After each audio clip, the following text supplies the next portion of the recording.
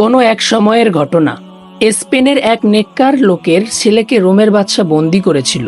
নেককার লোকটি হুজুর সাল্লাল্লাহু আলাইহি সাল্লামের কাছে আরজি পেশ করার জন্য মদিনা মনোয়ারার উদ্দেশ্যে রওনা দিলেন। রাস্তায় এক বন্ধুর সাথে দেখা হলো। বন্ধু জিজ্ঞেস করলো, আরে কোথায় যাচ্ছ?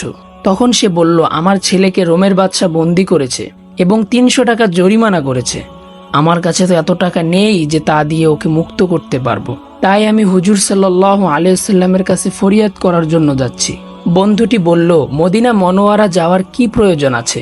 প্রত্যেক জায়গা থেকেই তো হুজুর সাল্লাল্লাহু আলাইহি সাল্লামের শাফায়াত কামনা করা যায়। নেককার লোকটি বললেন, তা ঠিক, তবুও আমি ওখানে হাজির হব। সে মতে সে মদিনা মনোয়ারা পৌঁছে রওজা শরীফে হাজির হয়ে স্বীয় হাজত পেশ করলেন।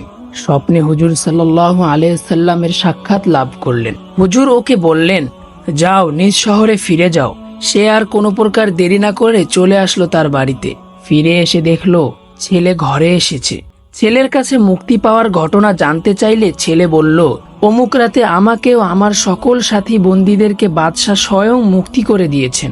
নেককার বান্দাটি হিসেব করে দেখলেন যে এটা সেই রাত ছিল যে রাতে সে হুজুর সাল্লাল্লাহু আলাইহি সাল্লামের সাথে সাক্ষাৎ করেছিলেন এবং হুজুর বলেছিলেন, যাও নিজ শহরে ফিরে যাও। তার আর বুঝতে বাকি রইল না যে রাসূল সাল্লাল্লাহু আলাইহি সাল্লামের মুজিজা সত্যি ছিল।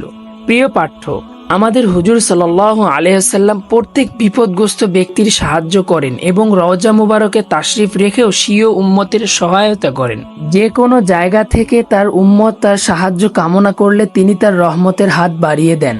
বুজুর্গানে কেরাম হুজুরের দরবারে বিভিন্ন ফরিয়াদ করতেন এবং কেউ একে শিরক বলেনি। মহান রব্বুল আলামিন আমাদেরকে উক্ত ঘটনার উপর আমল করার তৌফিক দান করুক। আমিন।